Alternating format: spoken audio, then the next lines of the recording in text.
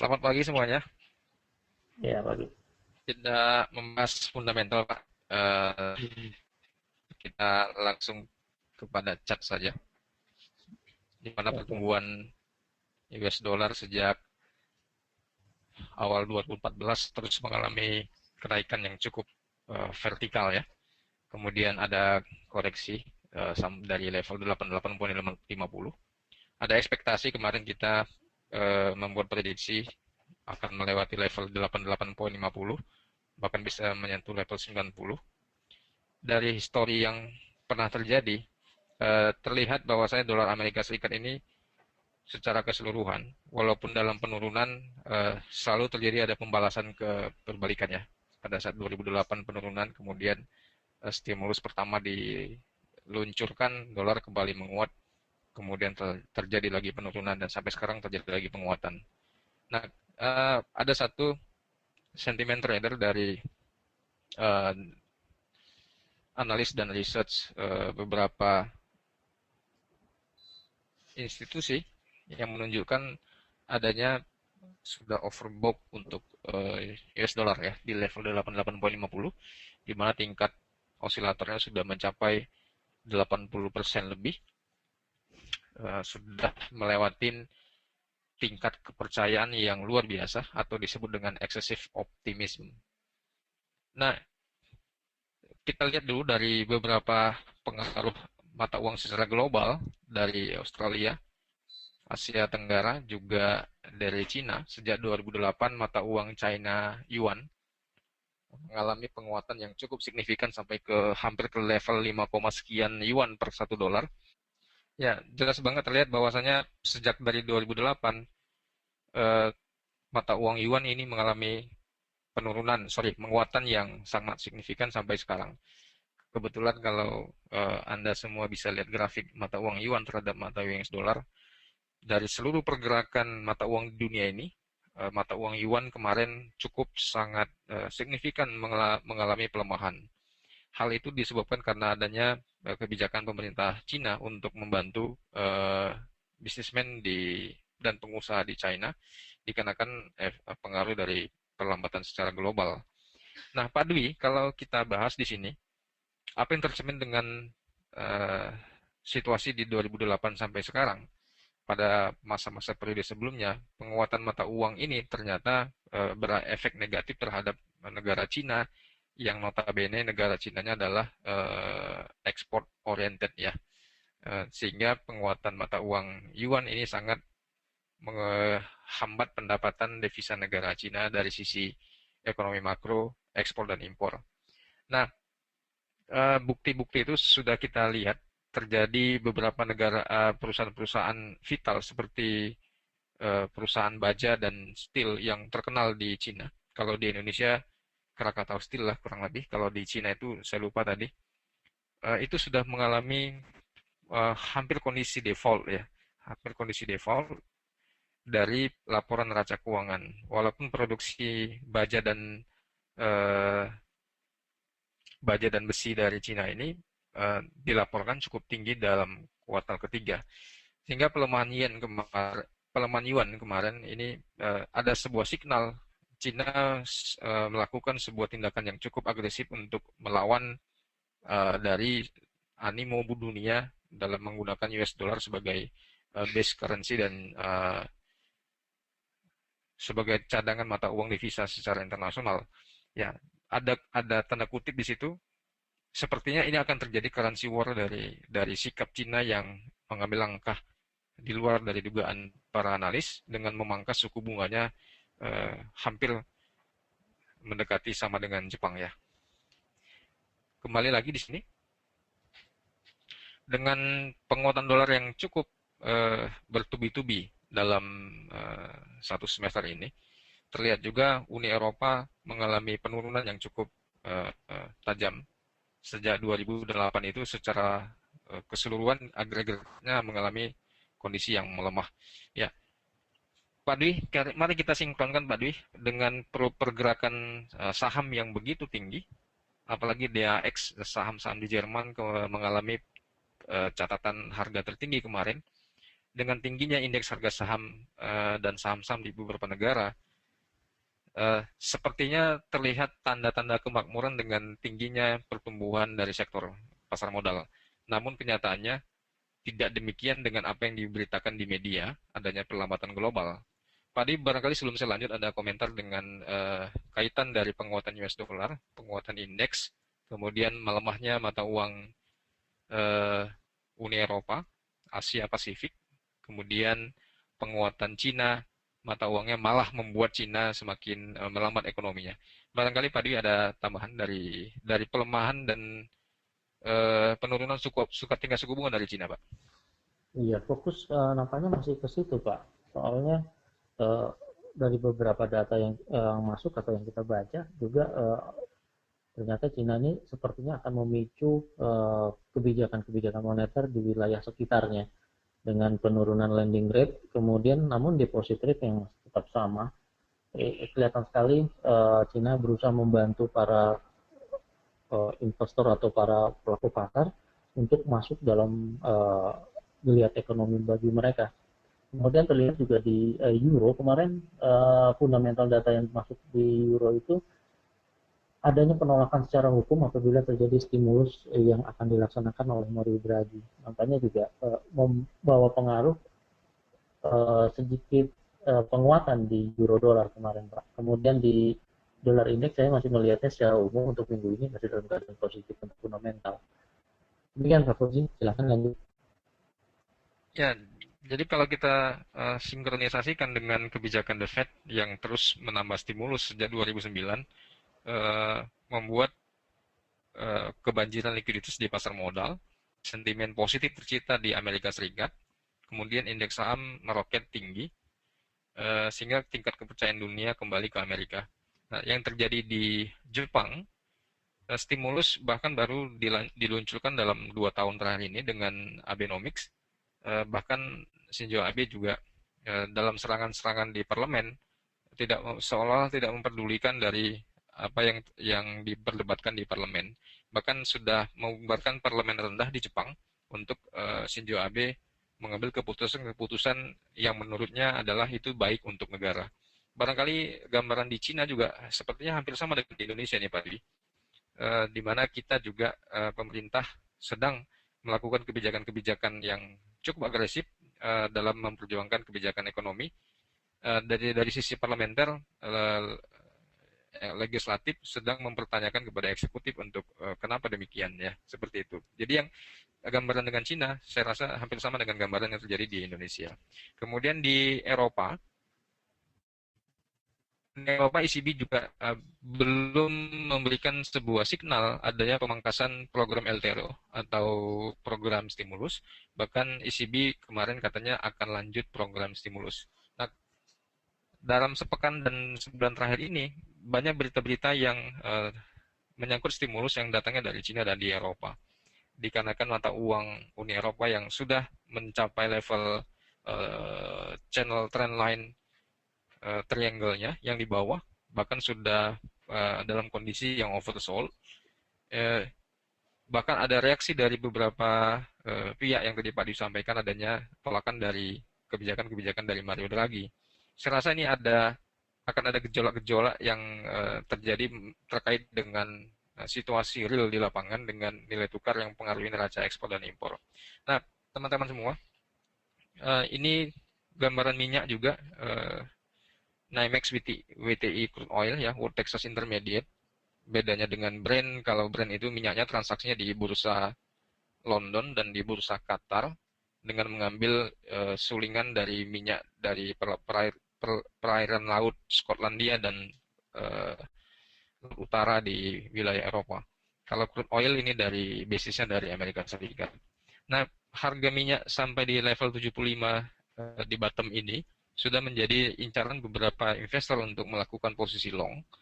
Walaupun ada faktor kemarin yang saya sampaikan di mana ISIS juga mempengaruhi harga pasar internasional dengan menjual harga di bawah harga pasar internasional di black market untuk di oil ini.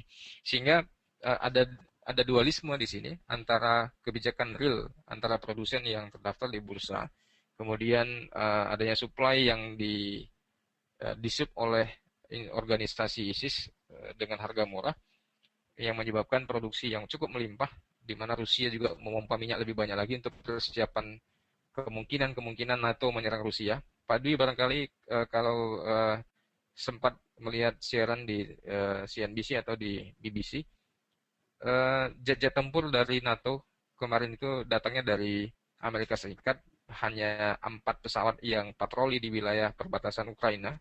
Saat ini sekarang sudah lebih dari 16 pesawat tempur yang gabungan dari Belanda, Jerman, Perancis, dan Amerika berpatroli di wilayah border Ukraina. Saya rasa ini meningkatkan tensi politik antara Rusia dengan NATO. Nah, ada sebuah korelasi di situ di mana kemungkinan situasi semakin memanas sehingga kebijakan produksi di Rusia ini terus meningkatkan produksi minyaknya jika situasi semakin memburuk, persediaan untuk energi di Rusia ini bisa ditambah lagi. Saya rasa output produksi yang dilaporkan dari produsen di Rusia ini juga menyebabkan masih menekan laju harga oil sebelum melakukan rebound lebih lanjut. Kemudian di komoditi secara global juga pertanian dan pertambangan ini juga dalam kondisi yang cukup bearish, sehingga situasi yang terjadi ini menjadi sebuah dilema di mana pertumbuhan saham-saham yang semakin positif tidak didukung dengan aset-aset underlying termasuk aset fisik ya.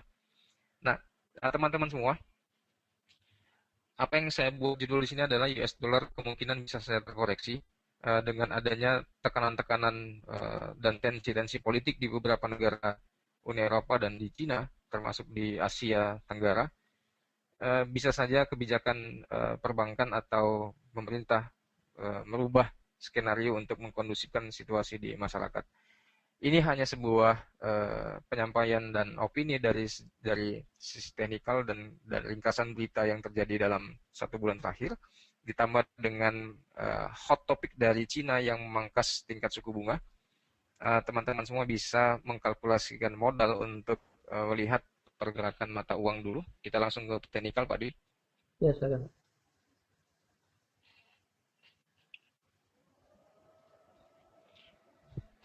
Ya, Australia juga dari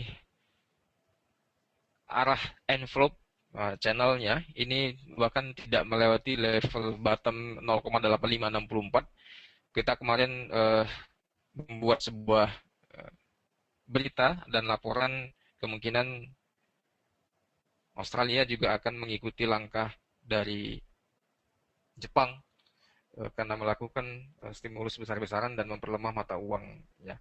Nah, ternyata langkah Jepang yang saat ini sudah membuktikan mata uang yennya mengalami pelemahan, bahkan target GDP dan inflasi belum tercapai menurut Shinzo Abe. Yang terjadi di Cina juga sepertinya mengikuti konsep untuk melemahkan mata uang dengan tujuan katanya untuk mendongkrak neraca ekspor. Namun secara global alasan ini bisa diterima. Yang kita rasakan di lapangan adanya meningkatnya harga-harga kebutuhan pokok, baik itu di Indonesia, di Jepang, dan di Cina. Jadi 3 negara ini menjadi sentra perhatian untuk memperhatikan tingkat laju inflasi.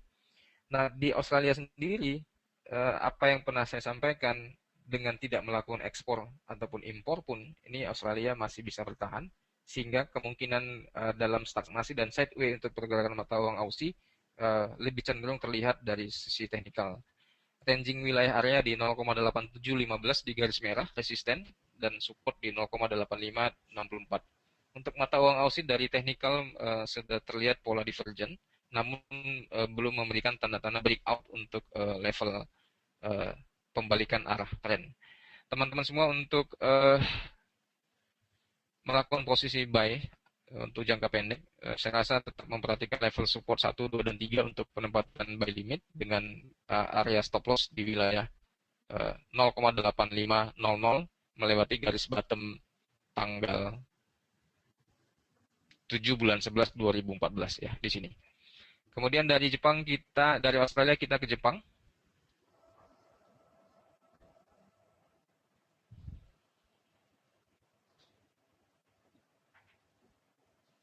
Ya, masih juga dalam wilayah yang sama ranging.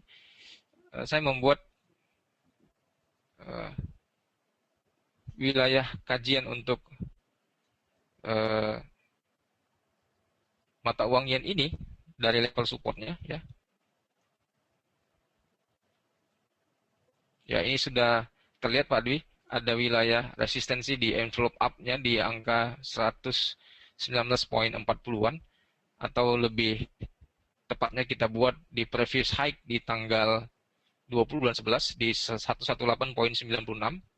Kemudian ada support strong di 113,84 di time frame daily. Kemudian candlestick juga masih dalam kondisi triangle di sini. Belum ada kebijakan lebih lanjut dari sisi teknikal. Kita melihat ada penurunan histogram MACD di sini. Artinya volume transaksi mata uang yen ini masih melambat. Sudah mengalami pengurangan posisi long, tapi bukan memberikan tanda reversal untuk USDN. Ya, demikian untuk di USDN. Kita lihat dulu di Nikkei.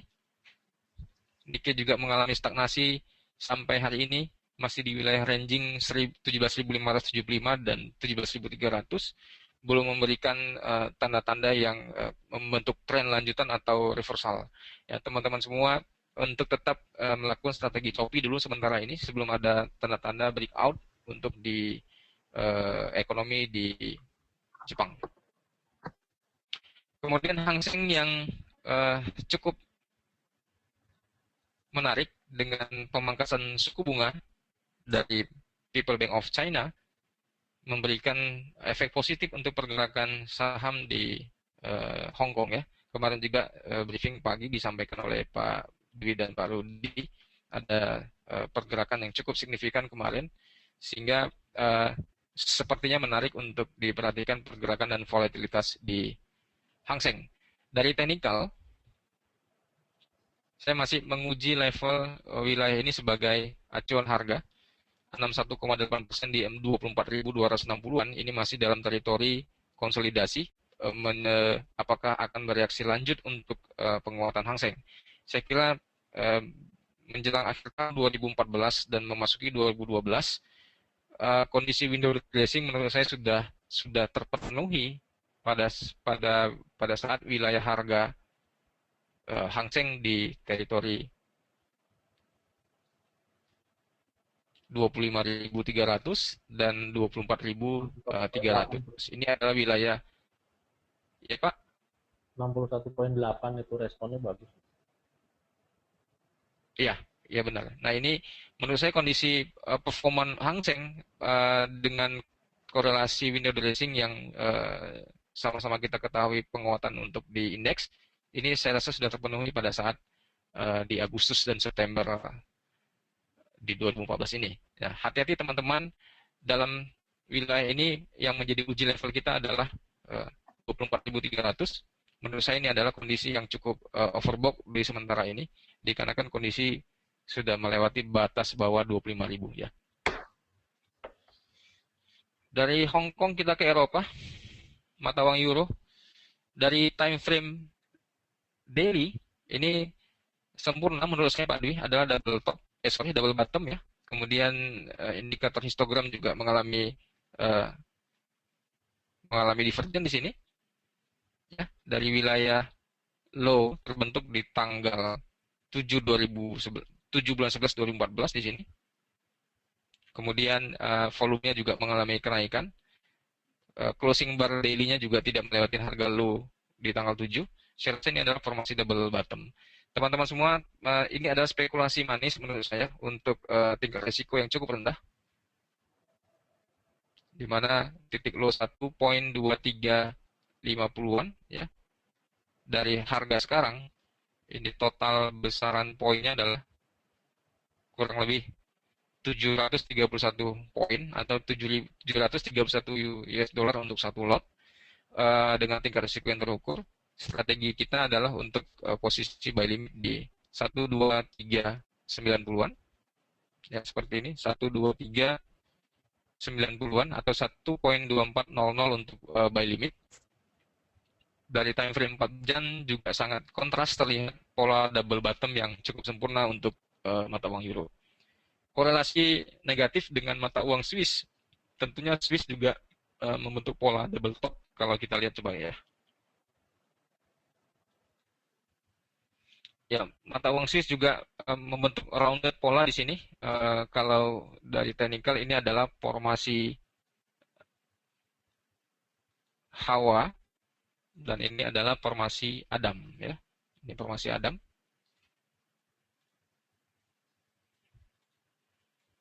Di mana 1, 2, 3, 4, 5, 6, 7, 8 ada 8 bar dari analisa Hawa dan Adam ini adalah posisi rounded topping di harga ini. Kemudian posisi yang mengerucut dengan membentuk pola yang cukup tajam ini adalah formasi Hawa dan Adam untuk pola double top. Dua potensi untuk Euro dan Swiss ini menurut saya adalah satu pekan ke depan adalah uh, peluang yang cukup besar untuk teman-teman melakukan transaksi di pasar uang. Untuk di konseling masih dalam ragu-ragu traders dalam menempatkan posisi dikarenakan kondisi yang cukup oversold di sini. Trader forex untuk di konseling masih melihat kebijakan dari Dewan Moneter BOE ya. Jadi untuk konseling sementara ini kita wait and see dulu.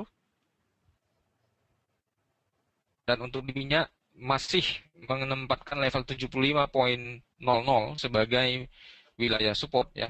Dari time frame 4 jam, daily dan 4 jam ini adalah kondisinya triangle. Kemungkinan breakout salah satu akan terjadi ya dari time frame daily ini polanya triangle ya. Dari time frame weekly ini masih dalam kisaran bottom ya. Untuk di emas